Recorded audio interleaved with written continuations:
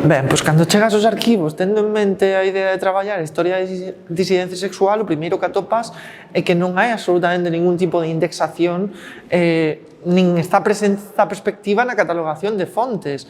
E isto é un problema, porque o buceo que tens que facer é moitísimo maior, non? Eu, en primeiro lugar, cheguei aos arquivos un pouco co método ensaio-error. Vou ver o que atopo de fondos nos que podía haber algo, como eran fondos de policías locais, como eran fondos de diferentes cuestións. Non deu resultado, non? Non deu resultado, pero serviu este traballo para poder acotar as fontes ás que podemos ir e consultar, pois, cuestións relacionadas coa historia da disidencia sexual, non? Fontes que se callar ninguén traballou con esta perspectiva e que é interesante porque creo que non son só productivas para o libro e para o traballo que eu fixen, sino para todas as que veñan detrás, non? Hai aí agora un bo material que, alén da prensa, que a prensa eu penso que está un pouco desvalorizada en algúns sectores da profesión, pero creo que nos pode aportar moitas cuestións, pois ben, son fontes de arquivo, como poden ser procesos judiciais de xustiza local, de audiencias, os fondos do Tribunal Especial de Vagos e Maleantes de León, non? Que non estiveron analizados e que tamén teñen moito que falar sobre a Galiza. Ben, diferentes cuestións que o que amosan é que o pasado da disidencia sexual tivo un reflexo nas fontes galegas, non? E que están aí e que temos que, entre todas, en rede, entendo, este non é un traballo individual, comezar a producir sobre elas, porque a sociedade ten interese neste tipo de historia, non? Ten interese e, ademais, beneficia ao conxunto. Bon, o franquismo é un período moi complexo e non só para a historia das disidentes sexuais, sino en xeral, non? Porque, claro, temos un período de moitas décadas que reducimos como un estadio concreto da nosa historia e cando facemos iso, moitas veces tendemos a esquecer ou a obviar todas as mudanzas que puido haber dentro do franquismo, todas as sensibilidades que puideron coexistir, non? Os xeitos diferenciados que puideron ter persoas de vivir dentro do propio réxime, pois diferentes cuestións, como é este caso da disidencia sexual.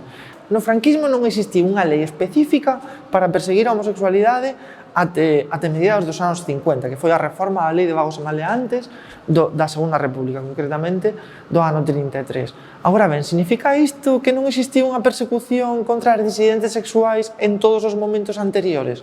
As fontes dinnos que non, dinnos que existía esta persecución de diferentes xeitos que foi evoluindo ao longo do tempo, e o máis importante é que os relatos oficiais sobre a existencia de persoas que cuestionaban as normas imperantes sobre o xénero e a sexualidade foron mudando ao longo do tempo e foron introducíndose novas cuestións, non? Temos, por un lado, toda unha serie de saberes expertos, onde podemos incluir a Vallejo Nájera, onde podemos falar de López Ibor, onde podemos falar de Sabater Tomás, que era o xuíz de Vagos e Maleantes de Barcelona, non? Que comezan a aplicar teorías baseadas no... Sí, patoloxización pode ser un xeito de simplificalas, mas, ben, referíanse basicamente que o feito de ser disidente sexual era, evidentemente, unha enfermidade, pero que, ademais, convertía a persoa nun perigo para a sociedade, non? Estas teorías van chegando e van coexistindo con outros xeitos de tratar a disidencia sexual. Por exemplo, a principios da posguerra ou durante os anos 40, para ser máis específica, ser unha persoa homosexual na Galiza implicaba unha multa, na grandísima parte dos casos, non? E isto vai mudando, como digo. Nos 50 xa nos atopamos con moitos procesos nas audiencias provinciais e nos xulgados de instrucción locais. Logo, nos 60 e nos 70 xa se van sumando novas ferramentas como son Vagos e Maleantes e perigosidade social. O sea, vai mudando todo e é todo moi dinámico, non? O que sí que temos claro é que houve unhas narrativas, uns relatos, non? Con respecto á disidencia sexual que en moitos casos chegaron até día de hoxe, non? Hoxe en día vemos a moita xente falar de contagio social cando as fontes do réxime están cheas desa cuestión. Por qué? Por que volvemos a repetir o mesmo sin darlle o enfoque que necesita, sin analizarlo, sin a profundidade, non?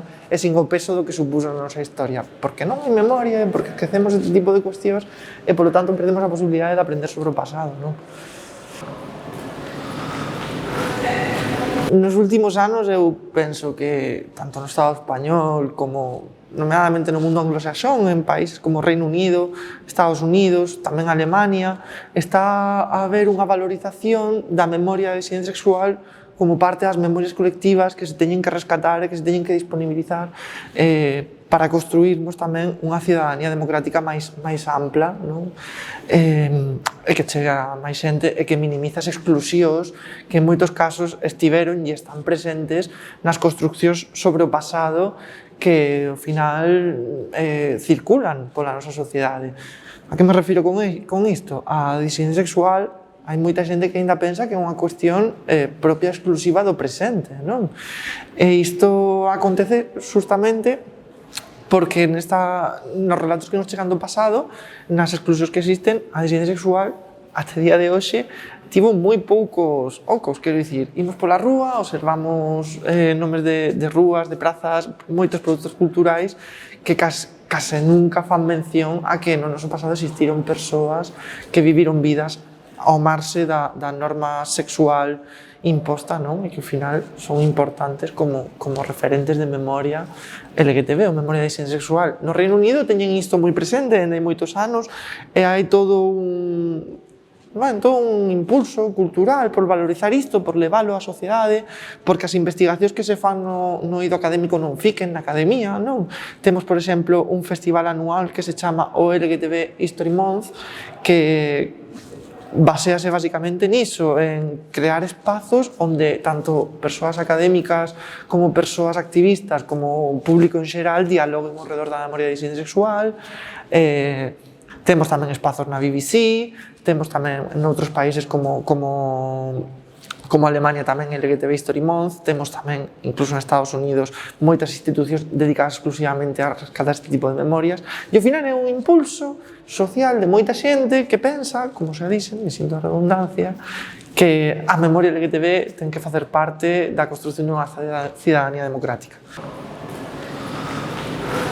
Para min o mellor xeito de entender os perigos do presentismo e dos anacronismos a hora de traballar a historia da disidencia sexual está no xeito do propio concepto da palabra, non? Disidentes sexuais. Que son os disidentes sexuais? Son persoas que fuxen, e isto é por definición dos dicionarios das Reais Academias, son persoas que fuxen dunha doutrina obrigatoria, non? Entón, en base a esta definición, entendemos que non podemos entender a disidencia sen entender primeiro a doutrina que conforma o que posibilita que exista esta disidencia. Esta doctrina normativa non é igual nin en todos os espazos, nin en todos os contextos, non? Non é o mesmo a norma sexual quizás máis social que teñamos hoxe co que existía hai 200 anos e para nada é o mesmo coa que existía hai 1000, non? E tampouco é o mesmo a norma sexual que podíamos ter na Galiza a comezos do século XX co que podía existir o mellor na América Latina ou en outros moitos espazos nos que tamén surdiron disidentes sexuais pero que temos que entender en base a esa mesma norma, non?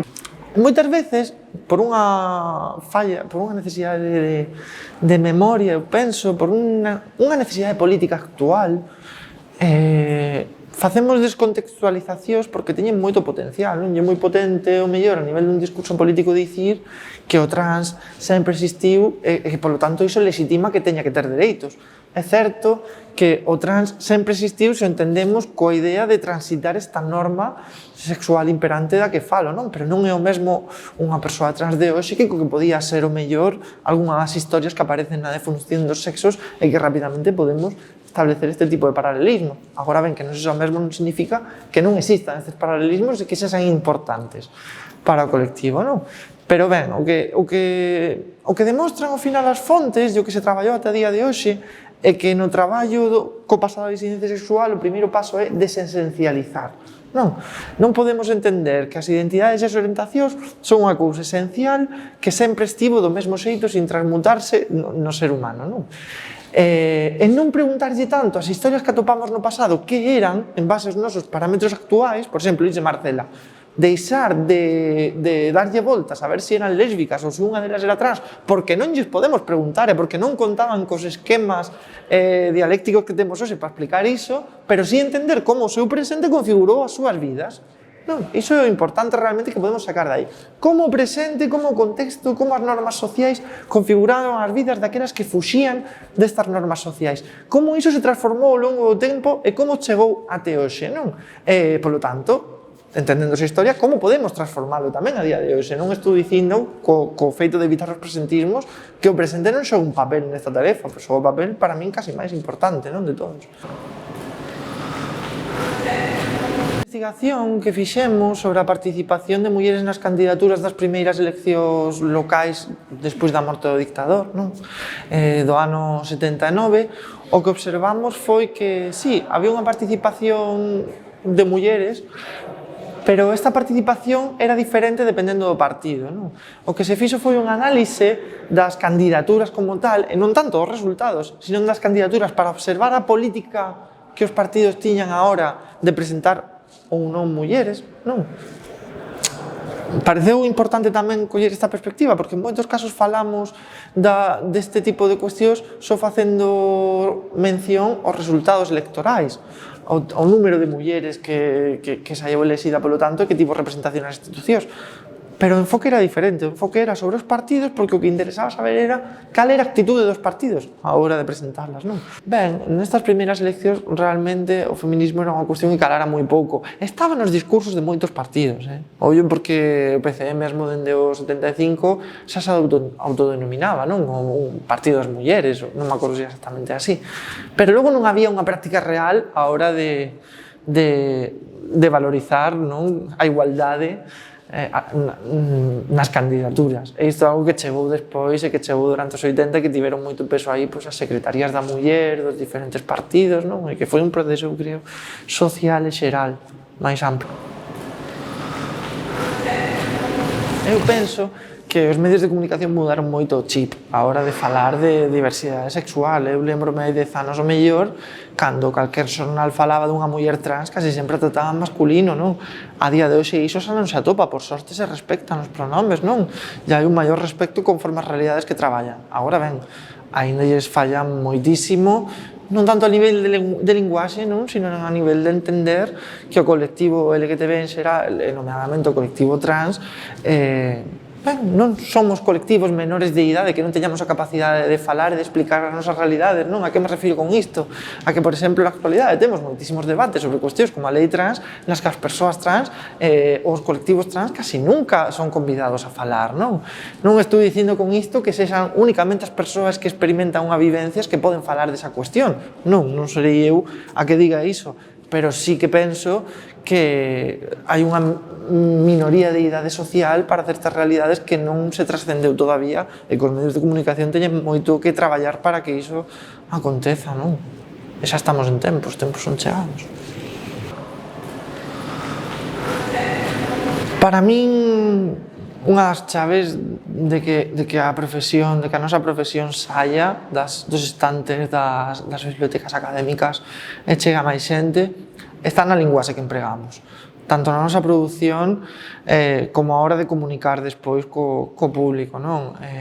Penso que, hai unha colega de outra área de estudos que sempre di que todo o que escribe non ten valor para ela se non entende a súa avoa. Eu creo que esa ten que ser unha das chaves do noso traballo, de que nos sirve. É certo, non estou facendo aquí tamén un alegato contra os tecnicismos, porque é certo que en moitas ocasións as cousas que queremos explicar precisan dunha linguaxe concreta, non? Pero penso que en outras moitas podemos ter máis flexibilidade para ser capaces de transmitir o que facemos con a máis xente, independentemente que sexan historiadoras ou que non o sexan. Para min esa é a chave máis importante. Ademais de utilizar unha linguaxe que sexa accesible, sempre que sexa posible utilizala, non evitando certos conceptos que sí ou sí temos que empregar. Esta para min unha cuestión importante a hora de divulgar o noso traballo como investigadoras, como historiadoras, que é o traballo en rede. Vou vos poñer, por exemplo, o traballo que se fixo e que se está a facer con respecto á memoria de disidencia sexual en Galiza, non? Eu non son a única persoa que investigou estas cuestións, temos agora mesmo, por exemplo, outro libro, como pode ser o de Mamejuto, que é superinteresante, que se coordina superben con este, ou outras iniciativas, como fixeran o colectivo Agroqueer en Lugo, xunto coa Rede Museística Provincial, para facer unha exposición, outras cousas como as exposicións en Cancela, no Consello da Cultura Galega. Quero dicir, casi todo este tipo de iniciativas xorden en rede e ademais dialogan. entre elas, non? E non só por parte de académicas, senón que, por exemplo, tamén co traballo de cooperativas culturais, de empresas privadas, e o mellor teño que entender que o meu traballo precisa un deseño profesional para poder ser transmitido, e o mellor teño que entender que eu non son quen para facer ese deseño porque non teño formación. Por iso digo, ao final o traballo en rede para min é básico a hora de divulgar o que facemos, non? Malla que, como dixen, o sistema universitario actual levanos a competir entre nós e separarnos cada vez máis, non? E ollarnos como competidoras en lugar de colaboradoras. Creo, sen dúbida, que o traballo en rede é a solución para que as nosas investigacións saian das estanterías das bibliotecas, non? É unha cousa, ademais, que é moi frustrante para a propia investigadora que iso aconteza.